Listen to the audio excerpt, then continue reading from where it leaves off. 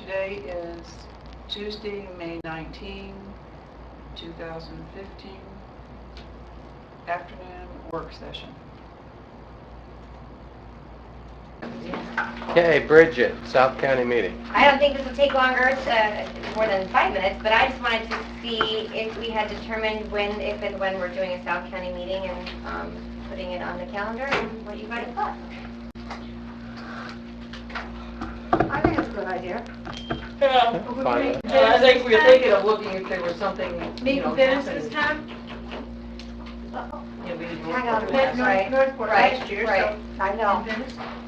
Yes, that would be good, but I'd like to ask staff if Venice Yeah, has there's anything in the equipment. fall Time that, frame and is stuff, there anything in the okay. fall going on down there that? Yeah, we always, once we know that's something you'd like, then Zoe contacts the person that schedules that to find out if there's a time when it's available. Yeah. Okay. I think we'll blame it on the end of the year. So. And if we do it, kind of soon, could we then, or are we doing something for the high school baseball team tonight? Yeah, they're on the agenda. Yeah, there's several groups. There's a lot to celebrate. Several. So probably we'd schedule it we'll have to work out in terms of the scheduling, because we do think in terms of special presentations, what makes the most sense, and sometimes it makes more sense than to do certain things. So once we get on the calendar, then we can work around it with the other activities. Sounds good. That's all for me. Karate Jane. Well, I want to talk a little bit about social black belt. There is a workbook for a 4th grader, for a middle schooler, and for a 9th grader, and some of our Hope classes are using this. You may see this if you go around and talk to schools, but this program was developed by a couple of psychologists that live locally, one in St. Pete, one lives here, Dr. Cartman. They've also worked with organization in Venice, but what it is it's teaching children about emotions and how to deal with emotions, which is something we don't teach enough of, hopefully to instill more understanding of their emotions and less of a chance to bully. And some of the table of contents for the different units, it's a 8-week session.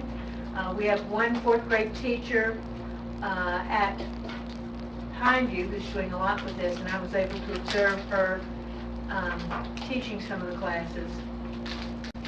Unit 1, emotions are not mysterious visitors, they can be identified and understood. Unit 2, you can change your compulsive behaviors if you change your thoughts and address your feelings. Kids were very engaged with some of these. Is there a way that perhaps the board could take this course?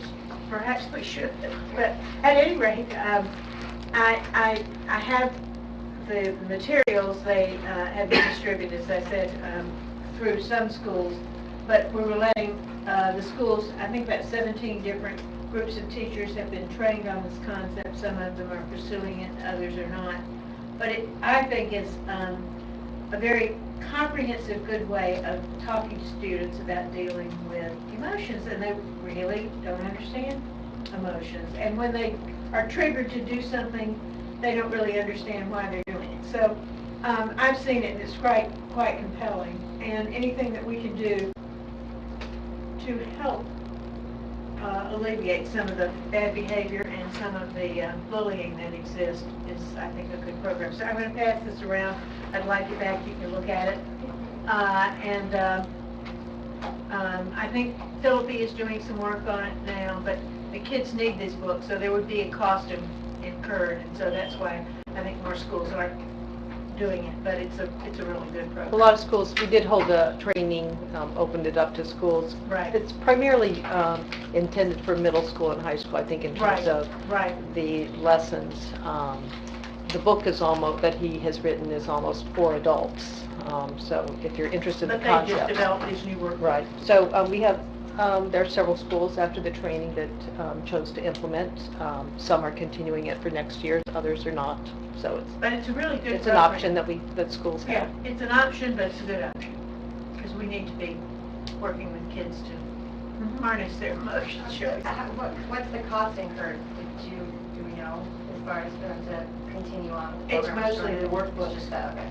Is there any, it's just workbooks or is it It's just- staffing or no? Well, no, because it's the regular classroom Right. teacher, so then you have to devote some instructional time. Okay. It's not aligned to sometimes the content area, but certainly is a good thing for infusing in some way. So if a teacher's interested, the HOPE curriculum is where probably it's the closest aligned. Yeah, and they're doing it at Venice High School. Yes. In their Hope classes for ninth grade. Pineview has a teacher who is teaching some alternative things, and she has a help class, so she's put it into the help class. And, Is this what came through Pineview? We were down there at some workshops It was, the training was for high school and middle school people was at Pine View. at Pineview. I was there. Okay, now I got it. Okay.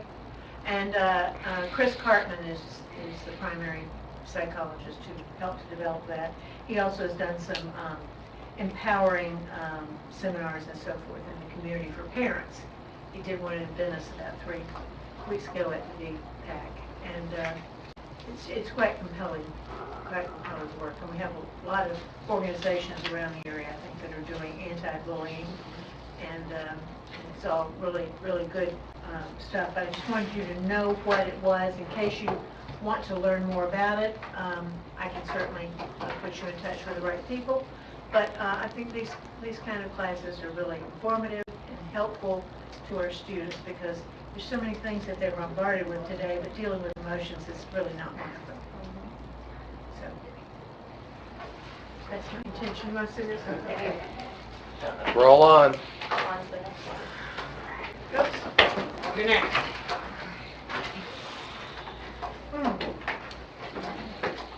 Graduation. Are we all set for graduations? Everybody know where they're supposed to be and Yeah. who's going to what graduations and so forth? I'm going to all of them except Venice. Okay, Because what this did you is my find? year to go to Sarasota. You get company, haven't you, coming in? I got company coming in, but, you know, I'm not gonna do Pineview. I've got, Northport is up at Robarts, so Yes, even it's though on my Thursday. granddaughter is It's on Thursday. graduating that night from pre-K, I think I'll still be able to make it over to Robarts. Okay. I won't be able to go to the celebration dinner. Oh, yeah, I think that should be considered. I probably would have paid for it anyway, so. What about you, Frank? What are you going to? Venice and Sarasota. Pardon? Venice and, Sarasota, Riverview. Richard? All except Sarasota and Venice because they're the same time, so. Yeah, I'm doing, But we flip, it looks like we're evenly distributed on that day, so. in the Suncoast is, there's 2 of them. Yeah. I'm going. Suncoast is Yeah. difficult to do. Suncoast, you have to You may. get out of there before it's over and go to Venice. Steve Mike can't waits take you there, outside both for going to me Venice. with the car. You know, the Devlin That's is, good it to might be know. another place that they could do something like that. I don't know if I was there for. What were we at the Devlin for last week? It's not big enough, I don't think, for Not big any. enough When for is high school. Sarasota military? At Robards, When? Saturday night. Saturday night? This Saturday night? No, it's The three 29th. Oh, I schools. can't, yeah, I can't do I don't know that. what I did with my invitation. I don't have it. Uh-oh. What are they shores? Why is that? 6 o'clock tomorrow. You good with that? Yeah. Okay. I had one other, I hate to spring this on you, No, I Lori, have but one too. I think everybody got the same email this morning from a parent that lives in Englewood and about her, Her dog? well, briefly, I don't know if it was son or daughter, doesn't really matter. Or daughter. They live in Englewood, but they're districted to Charlotte County High School, or a Charlotte County High School, doesn't matter which one. I guess my concern of it, I think she made a valid point in that she makes her property taxes she pays for the referendum, and she feels like her child should be able to go to high school in Sarasota County. And I don't know that I Well, don't and- disagree with her, but I don't want to assume that I know the whole story. She said they can't go to Venice. Can they go to Northport from Englewood? Yeah, Yeah, I I thought mean, they could go to Venice or reassignment. North. Well, she said that it was Venice was closed to choice. And again, I'm just getting one-sided, and I don't It's want to not- make assumptions. It wasn't totally closed to choice, but it was limited in terms of how many they could take. So we do the lottery method, and and then notify people. And there's a second round, if there's a waiting list at a school, then we have some that have not confirmed that, yes, they're going to accept the reassignment or the choice. So then we distribute, if there's people that didn't take it. So they're in the midst of a second round, so somebody on the waiting list might still be able to get choiced in because some. But again, if you look at the macro view of this issue, to me, I think that a Sarasota County parent should be guaranteed to send their kid to a Sarasota County high school. And are they have an option, yes, they can go to Northport. Okay. So yes, there was an option, they may not have preferred that, but even in terms of distance, it's very similar from in that area. So there was an option available to them. Okay. So just to reiterate, there's no circumstance if you're on the border and live in Sarasota County, you have the option to go to Sarasota County. But they do it through the mechanism because they're districted school from long before I was even a teacher of the school district, that it was that relationship that this district has had with Charlotte County as the districted school being a Charlotte County school.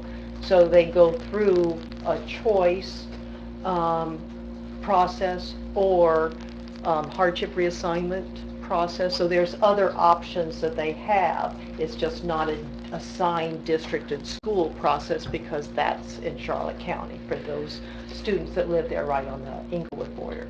Well, does that have to be in stone? Can we look at that and, you know? But I still don't know that I understand, I hear what you're saying, I'm still not sure that I'm comfortable with that, given the overriding factor of these parents that are paying referendum dollars in their tax bill. I think they should be guaranteed a spot in Sarasota County schools. Well, and I guess because right now your Northport is open to choice, you could get everybody who choiced into Northport could get it. So I guess that's to my point.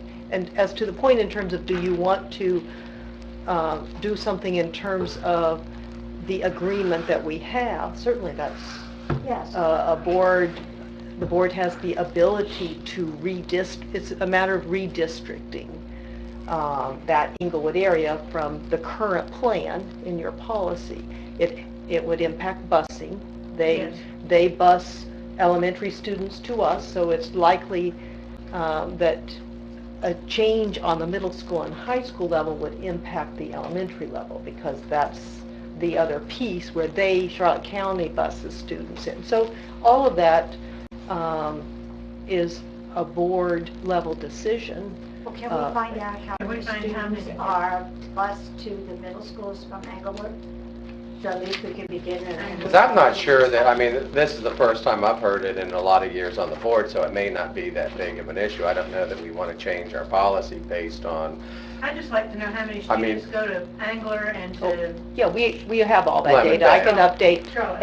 and some would prefer that. Right. So I don't think you're going to get consensus Right. that if you did a redistrict and Right. that everyone impacted would find that a positive change because those schools are closer and some have an affinity that crosses over the district lines. But I can certainly get the numbers for you. But I would just want to make sure that they would have a spot in a school that Well, was I will relatively confirm that. close to I didn't, them. I've been at Okay. meetings and didn't see the email, but I'll confirm, but my thinking is that, yes, I can see where Venice wasn't open for everyone who wanted to choice in that, but I believe Northport was, but I will confirm that. Okay. Of course, you know, in Georgia, Frank, if you're of a certain age, you don't pay school tax. Like if you're a senior citizen, their senior citizens do not pay school tax. I didn't realize that until just recently. I'm like, ooh, that wouldn't work very well here, would it? No, it would not. I have one other, and Lori and I discussed it this morning, but I wanted to share it. I wasn't done. Oh, I'm sorry. No, I'm done. Ah, you're so good. I'm not sorry. Then I'm not done. Now go ahead, Kelly. All right, I just wanted to talk about Pineview and the 3.0 to 2.5. We reversed it, and it's going to be, They're going, in to go terms to the old of policy. process, to look at students that would no longer be eligible to remain a Pineview, it's going back to the 2.5. However, the reentry If you've been requirement, there and if you've left. been there and gone to another school situation, to re-enter Pineview, you have to have a 3.0, which makes sense. So the 2.5's been there forever for full-time gifted programs, and basically a student that's making 2.5 or less in that type of environment is probably not being well served. Well, I was, when I had saw that whole discussion, I was thinking a student that's not 3.0 in a gifted program perhaps shouldn't be in a gifted program. Well, certainly, that was a discussion, but there was, if you looked at the IB, they have students that have been able to stay in the IB program between, a 2.5. So I think there are students that make an individual decision with a higher GPA that it's not a right fit. But in terms of being more, I guess, intentional on students that are at risk, they're going to look at the 2.5 as which has been in place for some time. Was that you said it was reversed, was that a It- Pineview decision, or was that It was initiated by Pineview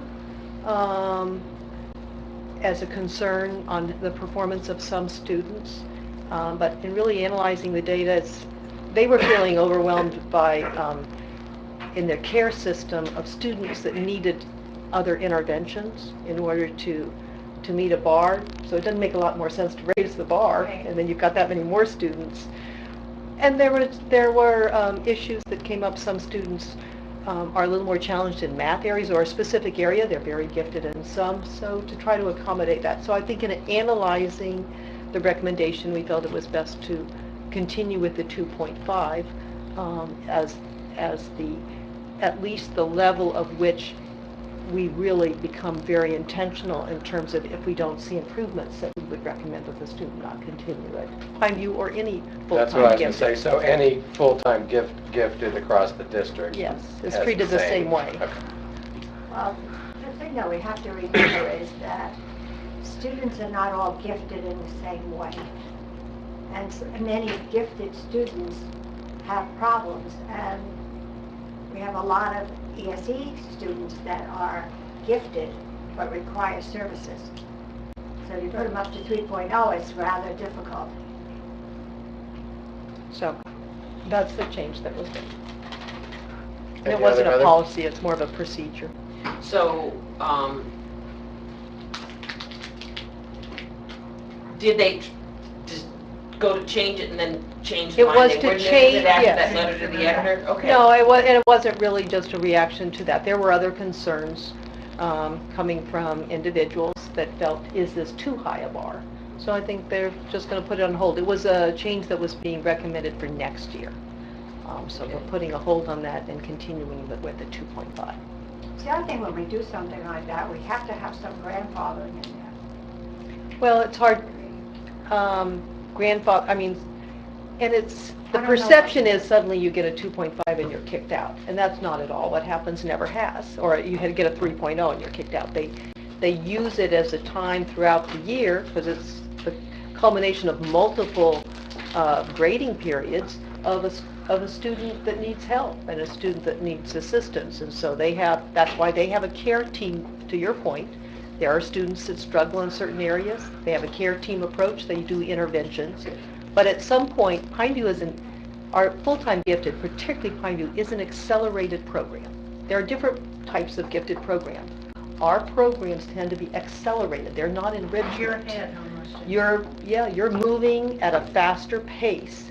There are some gifted students that's just not a good fit for them, and they could still meet the IQ bar, but that's just not a good fit to be that accelerated. They need to take more time in their learning, and we can serve them through other mechanisms to meet their gifted requirements without it always being accelerated. But there are students that are very well equipped to do the accelerated. It's a great fit, and we let them go as high as they can, and they do very well, as attested by the student performance results of Pineview.